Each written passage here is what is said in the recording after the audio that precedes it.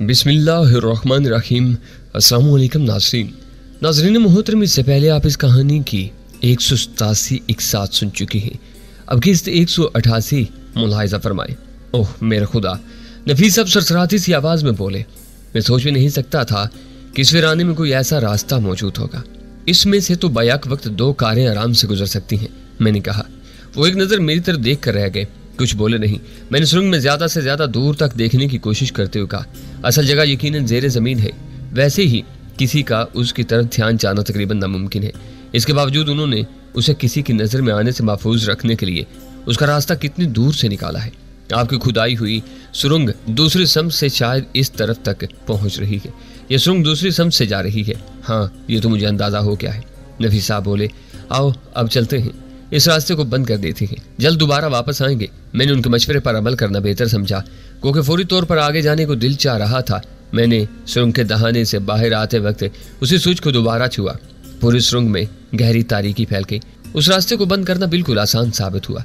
कुतरा बनाने की मशीन का पहिया मैंने उल्टा घुमाया, सुरंग का दहाना बंद हो गया। मैंने मशीन के नीचे पे बिछी हुई चटाइयों में से एक को जरा सा उठा कर देखा। उसके नीचे पुख्ता फर्श था, जिसके गालबन कोई मैकेनिज्म काम कर रहा था। हाल के वक्त में जमीन महज दिखावे के लिए कच्ची छोड़ दी गई थी। मैंने चटाई छोड़ दी और बूढ़े की जेबों की तलाशी लेने लगा। उसकी जेबों में भी रकम के सिवा कुछ नहीं था, लेकिन यह देखकर मैं हैरान रह गया कि उसकी शलवार के नेफे में एक बेहतरीन किस्म का मशीन पिस्टल अरसा हुआ था। अजीब बात थी, उसने ना तो हमारे सामने आने से पहले घात लगाकर हम पर हमला करने की कोशिश की थी और ना ही बाद में मौका पाकर घर निकालने की कोशिश की थी। शायद उस बेचारे की मसलहत या हिकमत अमली कुछ और थी, लेकिन हो कुछ और गया था। मैंने नफीस साहब से पूछकर मशीन पिस्टल उसके नेफे ही में अड़स दिया। हम 2 इंसानों और 2 कुत्तों को मुर्दा हालत में वहीं छोड़कर वापस रवाना हो गए। जब हम पैदल मरते खपते वहां पहुंचे जहां हेलीकॉप्टर छोड़ा था, ये देखकर मेरा माथा ठिनका कि पायलट अपनी सीट पर मौजूद नहीं था, सिर्फ उसका हेलमेट सीट पर रखा था। पहले तो हम यही समझे कि इंतजार के तवील लम्हात में अमूमन इंसान को वो एक इंसानी जरूरत पेश आ जाती है, जिसके तहत वो इधर उधर आड़ तलाश करता फिरता है। शायद पायलट भी उसी जरूरत के तहत कहीं दरख्तों के झुंड में झाड़ियों के पीछे चला गया है। हम चंद मिनट हेलीकॉप्टर के पास ही खड़े इंतजार करते रहे, लेकिन उसकी वापसी के कोई आसार दिखाई न दिए। तो नफीस साहब ने दोनों हाथों से भूपू सा बनाकर उसे आवाजें भी दी, मगर किसी तरफ से कोई जवाब न आया। आखिर हम उसे तलाश करने मुख्तसर से जंगल की तरफ रवाना हुए। हमें उसकी तलाश में ज्यादा भटकना नहीं पड़ा। वो एक तनावर दरख्त की आड़ में मौजूद था, मगर उस आलम में कि उसकी गर्दन आधी से ज्यादा कटी हुई थी। किसी ने उसे नहायत मशाकियों महारत से और सफाई से बकरों की तरह ज़िबा कर दिया था। चारों टांगे बंधी हों तब भी उसके ज़िबा होने के बाद मुजाहमत की कुछ निशानियां नजर आती हैं, लेकिन वहां तो मुजाहमत की कोई मामूली सी निशानी भी नहीं थी। हालत यही बता रही थी कि वो अपनी इंसानी जरूरत के तहत दरख्त की ओट में आया था, हालांकि उसकी जरूरत नहीं थी। हेलीकॉप्टर के करीब भी अपनी उस मामूली सी हाजत से फारग हो सकता था। उस वीराने में भला कौन उसे देख रहा था, कौन उस पर मुतअर्रज़ हो सकता था, या कौन उसे शर्मिंदा कर सकता था। मगर जिस तरह कुत्ते की फितरत है कि उस काम के लिए वो कोई खंबा या दरख्त तलाश करता है, इस तरह इंसान खुसूसन शुरफा उस मकसद के लिए आड़ तलाश करते हैं। इसलिए पायलट भी इतना फासला तय करके आया था। यहाँ किसी ने घात लगाकर उसे ज़िबा किया था। नफीस साहब के चेहरे के अजलात खिंच गए और वो मुठियां भींच कर रह गए। फिर उन्होंने मेरी तरफ देखा और घुटी घुटी सी आवाज में बोले, इस गरीब ने किसी का क्या बिगाड़ा था? उस वक्त तक तो हमने भी किसी का कुछ नहीं बिगाड़ा था जब हम पर सब मशीन गन से ब्रस्ट मारा जा रहा था। मैंने ठंडी सांस लेकर कहा, आपने उस नौजवान के खंजर पर ताज़ा खून का निशान देखा था? वो आसमात में सर हिलाते हुए बोले, उस वक्त शायद मेरी तरह तुम्हें भी गुमान तक नहीं गुजरा होगा कि वो इस पायलट का खून हो सकता था। जी हाँ, मैंने तस्लीम किया। चलना में हम अफसरदा से अंदाज में पायलट की लाश के करीब खड़े रहे। फिर नफीस साहब बोले, आओ हम वापस जाकर उन लाशों को उठवाने और ज़ेरे ज़मीन रास्ते का जायजा लेने के इंतजाम करते हैं। पायलट की लाश को भी हम खुद नहीं उठाएंगे, इसे भी सही इंतजामात के साथ ही उठाया जाएगा तो बेहतर होगा। ठीक है, जैसे आपकी मर्जी, मैंने कहा और उनके पीछे पीछे जंगल से बाहर आ गया। रास्ते में मैंने कहा, मोबाइल फ़ोन पर रब्ता करके भी तो मतलूबा अफराद को यहाँ बुला सकते हैं। शायद उन्हें सही जगह पर पहुँचने में दुश्वारी हो और वक्त ज़ाया हो। हम खुद ही जाकर उन्हें अपनी रहनुमाई मिलाते हैं। मुझे यकीन है हमारी अदम मौजूदगी में यहाँ कुछ नहीं होगा। नफीस साहब बोले। मैंने अपनी तजवीज़ पर जोर नहीं दिया और उनके साथ चलता रहा। वापसी में हेलीकॉप्टर के पायलट के फराइज नफीस साहब ने ही अंजाम दिए। अब उन्हें कुछ चुप सी लग गई थी, लेकिन मैं महसूस कर रहा था कि आज की दरियाफ्त के बाद वो अंदर ही अंदर हैजान ज़दा थे। जल्द ही हम वाटर सप्लाई साइट पर जा उतरे और उस ऑफिस में चले गए जहाँ सुबह हमने अपने हुलिये तब्दील किए थे। वहाँ मेज़ पर एक शख्स मौजूद था, लेकिन नफीस साहब को देखकर वो सल्यूट करके कुर्सी छोड़कर उठ गया। वो मेज़ के मुकाबले दूसरी कुर्सी पर आ बैठा और असल कुर्सी पर बैठकर नफीस साहब ने मेज़ पर रखा हुआ फ़ोन संभाल लिया। नफीस साहब जब खाना बदोशों वाली हुलिया में नहीं थे तो शायद ये ऑफिस उन्हीं के इस्तेमाल में रहता था और वह टेलीफोन हार्ट लाइन किस्म की चीज थी। उन्होंने टेलीफोन पर सिर्फ 2 अफराद से बात की और उन्हें दरियाफ्त होने वाले रास्ते के बारे में मुतला किया। इस दौरान में उन्होंने मेरा नाम भी लिया। मैं नहीं समझ सका कि वो कौन लोग थे। उनके बाद अपने मतलब के लोग उन्होंने वहीं बैठे जमा कर लिए। उनमें से 2-3 इंजीनियर थे, चंद कमांडो थे। मेरे साथी खाना बदोशों की बस्ती में मौजूद थे। उन्हें भी बुला लिया गया। लाशें उठवाने के लिए बड़ी एम्बुलेंस का भी इंतजाम किया गया था। मेरे साथियों को तो खास तौर पर इसलिए भी साथ लिया गया था कि उन्हें लाहौर में रडार्ट के एक ज़ेर ज़मीन किले पर हमले में हिस्सा लेने का तजुर्बा हासिल था। नफीस साहब तो राहिला को भी बुलाने पर तुले हुए थे, लेकिन मैंने उन्हें रोक दिया और समझाने की कोशिश की। मेरे ख्याल में तो अभी इतना हजूम जमा करने की जरूरत नहीं थी। यहाँ के और लाहौर के हालात में फ़र्क अभी बहुत है। अभी हम सिर्फ इस जगह का जायजा लेने जा रहे हैं। मेरा ख्याल है बाद में भी यहाँ कोई एक्शन नहीं होगा। हम बगैर किसी मुज़ाहमत उस किले में दाखिल हो जाएंगे। मेरा दिल कहता है कि वो लोग जगह को खाली कर गए हैं। नफीस साहब थोड़ी खुजाते हुए एक लम्हे खामोशी से मेरी तरफ देखते रहे, फिर कुर्सी के पुश्ते से टेक लगाकर आंखें बंद कर लीं। इस दौरान तैयारियां मुकम्मल हो चुकी थीं। चंद गाड़ियों पर मुश्तमिल बाकायदा काफिला उस तरफ रवाना हो गया जहां से हम आए थे। हमारा हेलीकॉप्टर से वहां जाना कुछ और बात थी। बेकरार समंदर की तरह फैले हुए वीराने में सिर्फ समतों के सहारे वहां पहुंचना जरा मुश्किल काम था, जबकि उस वीराने में जगह जगह मिलते जुलते जंगल, झाड़ियां वगैरह हमें भटकाने के लिए मौजूद थी। ताहम हमारी ये खुशकिस्मती थी कि मैं और नफीस साहब आपस में मशवरा करते हुए किसी खास दुश्वारी के बगैर वहां पहुंच गए। मैं, नफीस साहब, मुनीर और मसूद सबसे आगे जीप में थे। एम्बुलेंस हमारे पीछे थी। बीच में मुख्तलिफ गाड़ियों में दूसरे लोग भी थे। मकान तक पहुंचकर हमने देखा मंजर बिल्कुल वैसा ही था जैसा हम छोड़ कर गए थे। अलबत्ता अब लाशों पर मक्खियां भिनभिना रही थीं। हमने 3 लाशें उठवाई। पायलट की लाश उठवाने के लिए एक बार फिर जंगल की तरफ जाना पड़ा था। उस वक्त तक सूरज गुरूब होने के आसार पैदा हो चले थे। मैंने जल्दी से एक बार फिर कुतर काटने वाली मशीन के जरिए सुरंग का धाना खोला। उसमें अब भी कोई दुश्वारी पेश नहीं आई।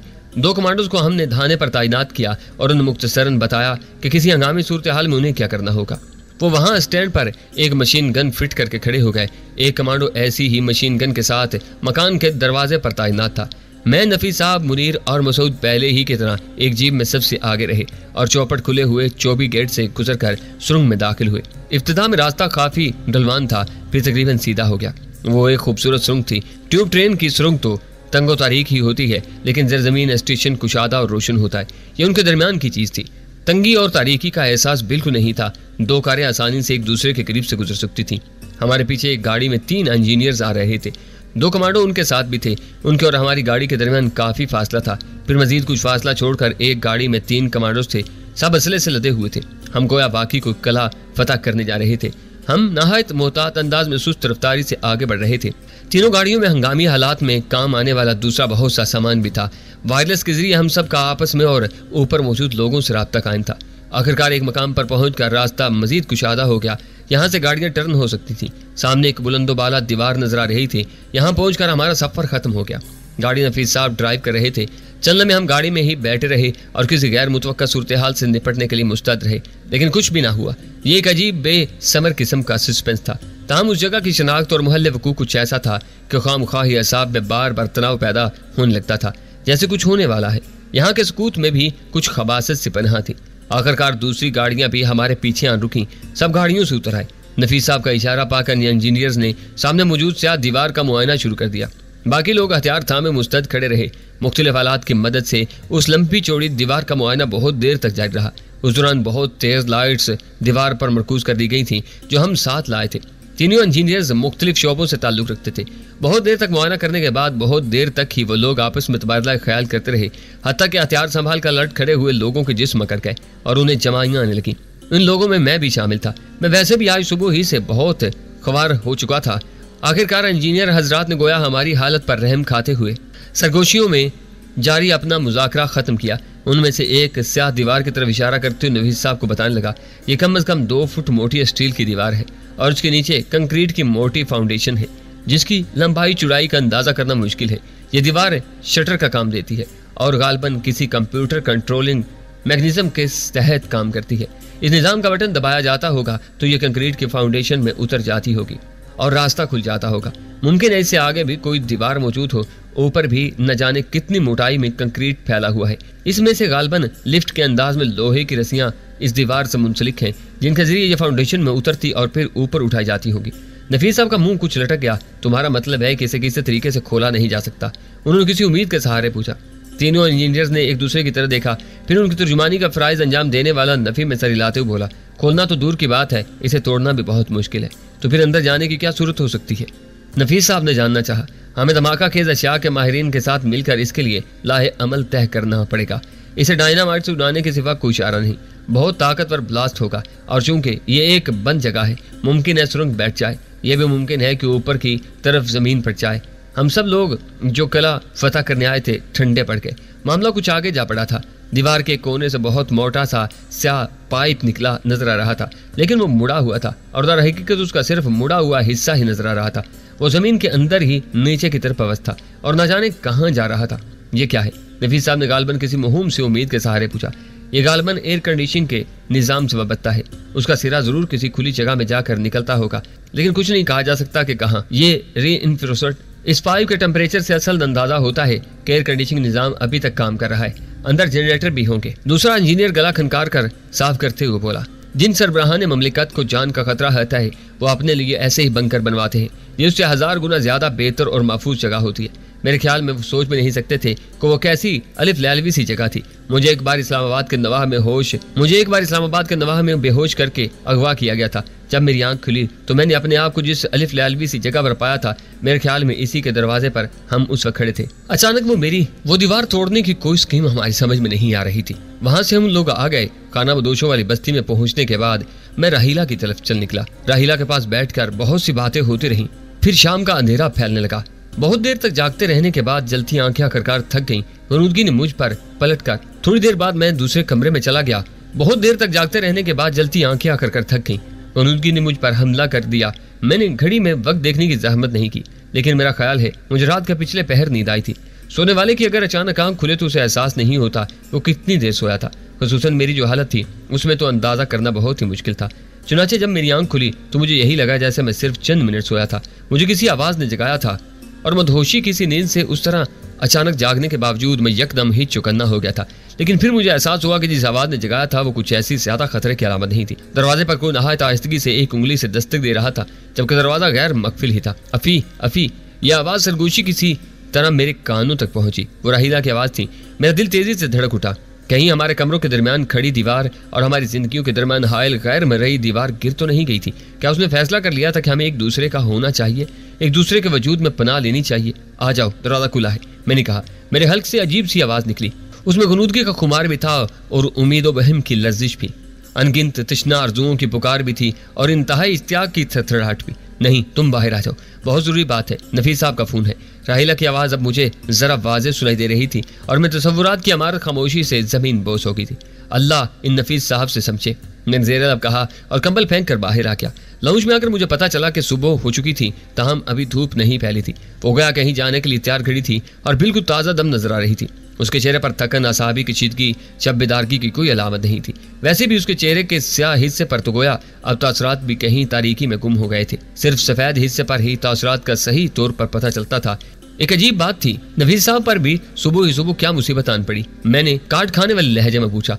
मुसीबत सुबह नहीं, रात में पड़ गई थी, वो मुस्कुराते हुए बोली। शुक्र है फिर भी खैरियत ही रही। लो तुम खुद उनसे बात कर लो। उसने फोन मेरी तरफ बढ़ा दिया। मैं लाउंज में जा बैठा। नफीस साहब ने मुझे राहिला से ये कहते हुए सुन लिया था कि नफीस साहब पर सुबह ही सुबह क्या मुसीबत आन पड़ी है। वो मेरे बरखुरदार जो मुसीबत हम पर पड़ने लगी थी वो अगर सही तौर पर पड़ जाती तो इस वक्त मैं तुमसे बात न करता। ऐसी क्या बात होगी हजरत, रात में आप लोगों को ठीक ठाक और बखैर आफियत छोड़कर आया था। मैंने हैरत से कहा। गो के नफीस साहब का लहजा खुशगवार था, मगर मुझे अंदाजा हो गया था कि मामला कुछ संजीदा था। मुसीबत को आते कौन सी देर लगती है, मुसीबतें तो अक्सर शॉर्टकट इस्तेमाल करती है। नफीस साहब बोले। लहजा बदस्तूर खुशगवार था। बिलाकर हुआ क्या, कुछ बताइए तो सही। मैंने जोर देकर कहा। अब तो अनहोनियां होने लगी हैं ब्रादरम। वो ठंडी सांस लेकर बोले। वो मुझे किसी भी अलकाबाज से मुखातिब कर लेते थे, कभी बरखुरदार, कभी ब्रादरम, कभी बड़े तकल्लुफ से मिस्टर चौधरी भी कहने लगते थे और कभी बेतकल्लुफ दोस्तों की तरह अफी या अफजल भी कह लेते थे। अनहोनियां तो हमारे यहाँ एक मुद्दत से हो रही हैं, आप तक इतला बहुत देर से पहुंची है। मैंने उनसे भी ज्यादा ठंडी सांस लेकर कहा, बल्कि बाज़ औक़ात तो पहुंचती ही नहीं। फिर मैंने वालक्रा की तरफ देखते हुए पूछा, आप बोल कहाँ से रहे हैं? खाना बदोशों वाली बस्ती से। अब वहाँ कोई खाना बदोशों वाली बस्ती नहीं रही। उन्होंने गमनाक लहजे में इतला दी। ये आप क्या कह रहे हैं? मैं सीधा होकर बैठ गया। रात बस्ती पर बमबारी हुई थी, उन्होंने शर्मसार से लहजे में बताया। क्या? मुझे अपने कानों पर यकीन न आया। आप किसी खतरनाक सरहदी इलाके में तो नहीं बैठे थे? आप पर किसका जहाज बमबारी कर गया ये तो पता ही नहीं चला। रात की तारीकी में एक नामालूम त्यारा आया और चंद बम गिरा कर गायब हो गया। ये तो कोई बात न हुई।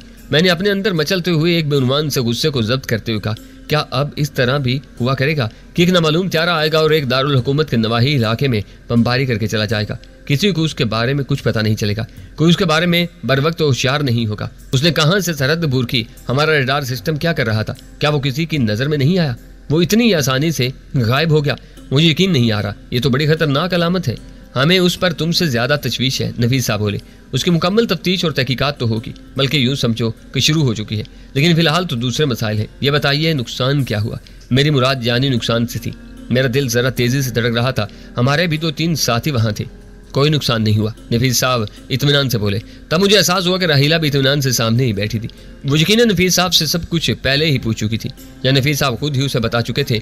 तो फिर किस किस्म की बमबारी थी? मैंने हैर से पूछा। असल में वो अपने टारगेट को हिट नहीं कर सके, लेकिन हमें यह अंदाजा हो गया कि उनका टारगेट हमारी बस्ती ही थी।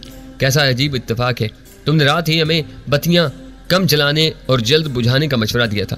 मैंने फौरन न्यूज़ के लिए हदायत जारी कर दी थी। चंद मिनट बाद ही बस्ती अंधेरे में डूब गई थी और उसके तकरीबन 1-1.5 घंटे बाद बमबारी होगी, लेकिन वो अंधेरे ही की वजह से सही टारगेट पर बम नहीं गिरा सके।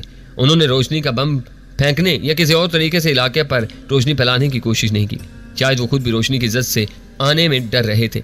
उन्होंने उजलत में बस चंद बम गिराए और गायब हो गए। हमने त्यारे की सिर्फ आवाज ही सुनी थी। बम कहाँ गिरे? मैंने दरियाफ्त किया। साइट और बस्ती के दरमियान, नफीस साहब ने जवाब दिया। काफी वजनी बम थे, जमीन में खासे बड़े और गहरे गड्ढे पड़ गए हैं। साइट को भी कुछ नुकसान पहुंचा है।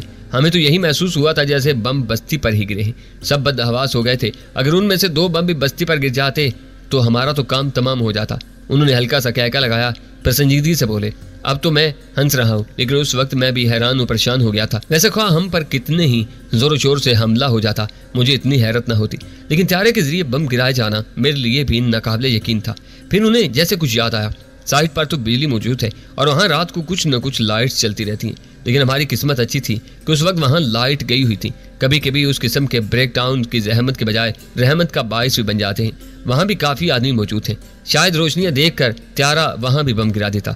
जानी और माली नुकसान दोनों तरह का हमें होता। बहरहाल तमाम तारीकी के बावजूद त्यारे ने अपने टारगेट के काफी करीब बम गिराए। अब आप कहाँ हैं? मैंने पूछा। हम इधर उधर मुख्तलिफ ठिकानों पर बिखर गए। बस्ती हमने फौरन खाली कर दी थी। आपने जरूरी चीजें वहां से हटा ली थी, उन्होंने बताया। इतनी जल्दी? मुझे कुछ हैरत हुई। खाना बदोशों की जिंदगी में यही तो मजा है। न घर बनाते देर लगती है, न ही उजाड़ते हुए ज्यादा वक्त सर्फ होता है, और न ही तकलीफ उठानी पड़ती है। वो हंस कर बोले, मुझे तो इस तजुर्बे में इतना लुत्फ आया है कि सोच रहा हूँ हर साल 1 आध माह की छुट्टी लेकर खाना बदोशों की जिंदगी गुजारूं। जी हाँ, बतौर शुगल तो आपको इसमें लुत्फ आएगा। अगर खुदा न ख्वास्ता ऐसी जिंदगी आपका मुकद्दर हो गई तो फिर आपके ख्यालात काफी मुख्तलिफ होते।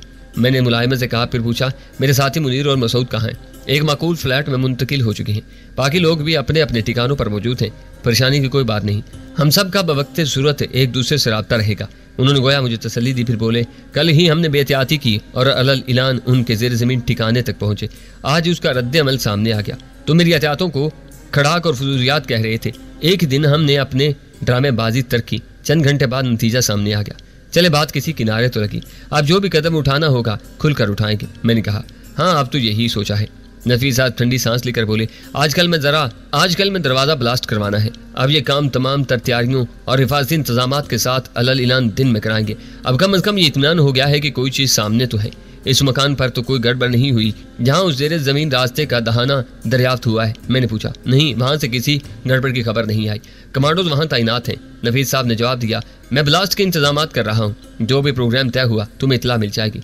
तुम राहीला और टोनी तीनों को लेकर आना। फिलहाल इस बमबारी वाले वाक़े के बारे में तहकीकात के सिलसिले में भी मेरे राब्ते जारी हैं। ये खासा तशवीशनाक वाक़या है नफीस साहब। उसका मतलब है कि कल कलां को कोई नामालूम त्यारा दारुल हुकूमत में दाखिल होकर किसी और अहम मकाम पर अमारत पर भी बमबारी करके फरार हो सकता है। नहीं, खैर ये इतना आसान काम नहीं है, लेकिन वाक़या बहरहाल कई शोबों और फोर्सेस को मजीद अलर्ट कर देने के लिए काफ़ी है।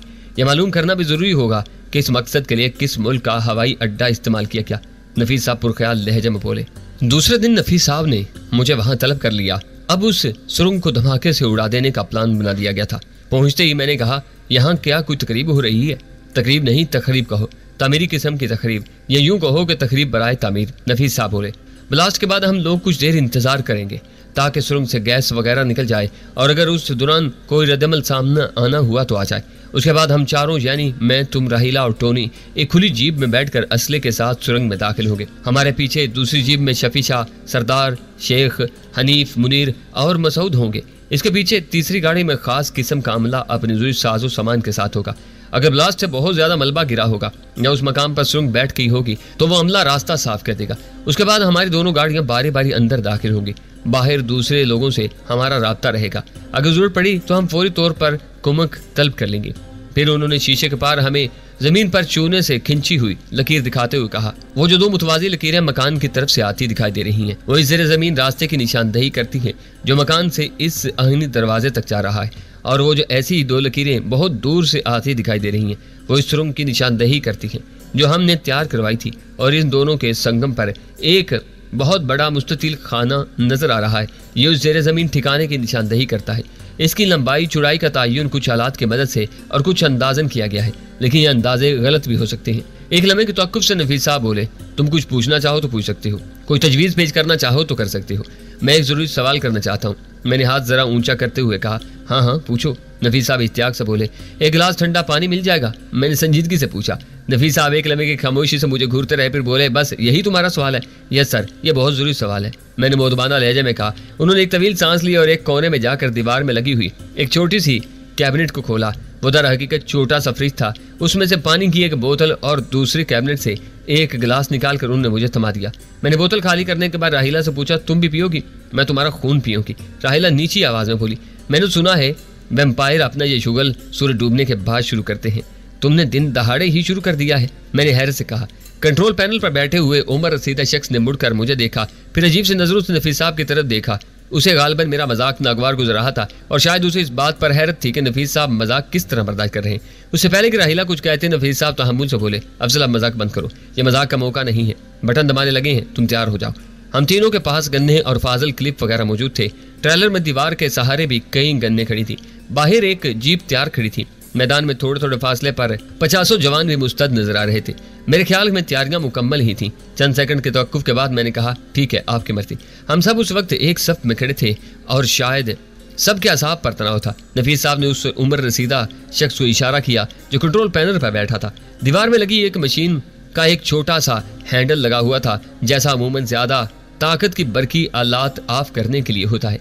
उम्र रसीदा शख्स ने उस हैंडल पर हाथ रख दिया और बावाज बुलंद बोला, 1 2 3 कहते ही उसने हैंडल खींच दिया। उस वक्त मैंने गैर इरादी तौर पर सांस रोक ली थी। दूसरे लम्हे जमीन ऊपर उठी। जमीन के नीचे जोरदार धमाका हुआ था, लेकिन उसकी गूंज अंदर ही अंदर दब कर रह गई थी। वैसे भी उस वक्त हम बंद ट्रेलर में खड़े थे। हम तक आवाज कुछ कम ही होकर पहुंच रही थी, लेकिन हम जमीन के इर्तिहाज से धमाके की शिद्दत को महसूस कर सकते थे। मैं शीशे के पार देख रहा था कि चंद लोगों ने दही तर्ज के लंबे चौड़े मकान को घेरे में ले लिया हुआ था। वो और ज्यादा मुस्तद हो गए थे। नफीस साहब ने हमें जो ब्रीफिंग दी थी उसके मुताबिक अब इंतजार का मरहला शुरू हो रहा था, जिसके बाद हमें सुरंग में दाखिल होने के लिए रवाना होना था, लेकिन उसकी नौबत नहीं आ सकी। दूसरे लम्हे एक और धमाका हुआ और वो धमाका उस धमाके से कहीं ज्यादा था। मैं तो शायद यही समझा कि यह धमाका सुरंग के दरवाजे को उड़ाने के सिलसिले में ही किया गया था, लेकिन फौरन ही अंदाजा हो गया कि नफीस साहब, इंजीनियर अफसार और तीसरे उम्र रसीदा शख्स को उस धमाके की तवक्को नहीं थी, क्योंकि वह तीनों बैक वक्त उछल पड़े थे। यह धमाका इतना शदीद था कि ट्रेलर लरस कर रह गया था। उन तमाम तैनात जवानों में से बाज को घुटनों के बल मैंने गिरते देखा। मालूम नहीं वो धमाके की शिद्दत से गैर इरादी तौर पर गिरे थे या किसी नादीदा खतरे के खिलाफ पोजीशन ले रहे थे। मुझे देखने की मोहलत नहीं मिल सकी, क्योंकि उसी लम्हे चूने की लकीर से बने हुए मुस्ततील निशान के दरमियान जमीन फट गई थी और उसमें से कोई चीज तेजी से निकलकर एक तरफ को परवाज करती महसूस हुई और चश्मे ज़दन में गायब होगी। हम सिर्फ इतना ही देख सके कि उसका रंग नुकरई था और वो अपने पीछे एक नारंगी सा शोला छोड़ती गई थी, जो उसके साथ ही गायब हो गया। उम्र रसीदा शख्स और नफीस साहब एक टूक एक दूसरे की तरफ देख रहे थे, जबकि इंजीनियर अफसार गैर इरादी तौर पर उस तरह शीशे की पट्टी से बाहर देखने की कोशिश कर रहा था, जैसे गर्दन आगे करने से उसे कोई छुपा हुआ मंजर नजर आ जाएगा। ये क्या था? नफीस साहब ने सरसराती सी आवाज में पूछा। मुझे यूं लगा जैसे उनके लहजे में कोई खौफ पिनहा था। शायद उन्हें खुद भी अंदाजा हो चुका था कि वो क्या चीज थी, लेकिन वो एतराफ करते हुए डर रहे थे। वो किसी और के मुंह से उसके बारे में सुनना चाहते थे। मैंने पहली मरतबा उम्र रसीदा शख्स की आवाज सुनी। वो दहशतज़दा से लहजे में बोला, ये तो मज़ाहिल था। मज़ाहिल? नफीस साहब को गोया यकीन नहीं आ रहा था। कि उनके शुबे की तस्दीक की जा रही थी। मैं, राहीला और टोनी गन ने मजबूती से पकड़े खड़े थे, लेकिन वहां कौन था जिस पर हम हमला करते? तुम्हें कुछ अंदाजा हुआ कि उसका रुख किस तरफ था? नफीस साहब ने थूक निकलकर पूछा। उम्र सीधा शख्स ने कंप्यूटर की स्क्रीन की तरफ देखा, फिर नफी में सर हिलाते हुए बोला, नहीं, लेकिन मुझे अंदेशा महसूस हो रहा है कि शायद उसका रुख दारुल हुकूमत की तरफ था। नहीं नहीं, खुदा न करे। नफीस साहब बड़बड़ाए। उस वक्त मुझे भी अपने दिल की धड़कनें कुछ तेज महसूस हो रही थी। कंप्यूटर के स्क्रीनों पर उस वक्त टेढ़ी तिरछी लकीरें, लहरिए, मुख्तलिफ जियोमेट्रिकल फिगर्स और हिंसे तेजी से उछल कूद कर रहे थे। ट्रेलर में लगे हुए वायरलेस पर तेजी से कोई कुछ पूछ रहा था। शायद वो बाहर साइड पर तैनात किसी अफसर की आवाज थी, लेकिन किसी को उसकी बात का जवाब देने का होश नहीं था। उसी असना में एक जोरदार धमाका हुआ। ये धमाका पिछले दोनों धमाकों से ज्यादा शदीद था। इस बार तो ट्रेलर खड़खड़ा कर रह गया था, जैसे किसी जिन्नाती हाथ ने उसे धक्का दिया हो। बाहर चकोर खाने के दरमियान जमीन में जो शगाफ पैदा हुआ था, उस धमाके के साथ कुछ और बढ़ गया। फिर ये गड़ा गहरा होने लगा। किनारों से मिट्टी तेजी से उस गड्ढे में गिरने लगी। यूं लगता था कि कई एकड़ रकबे में जमीन तेजी से धंस रही थी।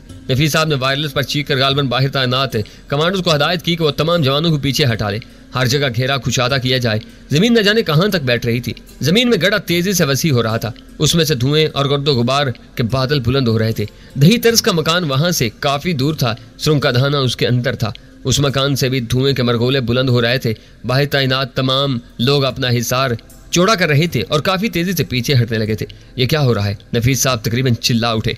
उमर सीधा शख्स से मुखातिब थे। मेरी खुद समझ में कुछ नहीं आ रहा। वो शख्स हकला कर बोला, मेरा ख्याल है वो जेर जमीन किला तबाह हो गया, सब कुछ तबाह हो गया है, इसीलिए अब वहां से जमीन थंस रही है। लेकिन उस पहले धमाके से जमीन में शगाफ हुआ, वहां से मजाइल निकला, उसके बाद धमाके से वो जगह तबाह हुई। उसने थूक निकला और मतोहुश नजरों से बारी बारी सब की तरफ देखकर बोला, हमारा इस दरवाजे को ब्लास्ट करना ट्रैगर दबाने के मुतरादिफ साबित हुआ। शायद ये सब चीजें उन्होंने पहले से तय कर रखी थी। मुझे उस शख्स का तजुर्बा दुरुस्त मालूम होता था। जमीन के धंसने का अमल अब रुक गया था। अब वहां बहुत बड़ा गड्ढा नजर आ रहा था, जिसे गर्दो गुबार और धुआं अब भी उठ रहा था। चूने की लकीरें जो एक मुस्ततील की निशानदेही कर रही थी, अब गायब हो चुकी थी, क्योंकि गड्ढा उन हदूद से बढ़ गया था। उस गड्ढे में मिट्टी के तहों के नीचे अब यकीनन रेड डॉट के हेडक्वार्टर के मलबे के सिवा कुछ नहीं था। हमारी उस कामयाबी में भी एक हजीमत पोशीदा थी। वो लोग जाते जाते भी हमें न सिर्फ झुंझलाहट बल्कि शायद किसी बड़े नुकसान से भी दो चार करने का इंतजामात कर गए थे। मेरे जहन में वो मिसाइल खटक रहा था जो शिगाफ से निकलने के बाद गायब हो गया था। अगर वो वाकई मिसाइल था तो हमें मालूम होना चाहिए था कि उसका टारगेट कहाँ था। 3 धमाकों के बाद फिजा में गहरा सकूत छा गया था। कहीं से कोई हल्की सी भी आवाज सुनाई नहीं दे रही थी। ये सकूत गोया उन धमाकों का रद्द अमल था। जितने शदीद धमाके थे उतना ही गहरा सकूत था, मगर सकूत में जैसे कोई तूफान पोशीदा था। आखिर नफीस साहब बोले, बाहर निकल कर जरा उस गड्ढे का जायजा लेने की कोशिश की जाए। सवाल उन्होंने उमर रसीदा शख्स से किया था। वो एक लम्हा सोचने के बाद बोला, अभी ठहर जाएं, यह भी उनकी कोई चाल ना हो, अभी कोई और धमाका हमारा मुंतजिर ना हो।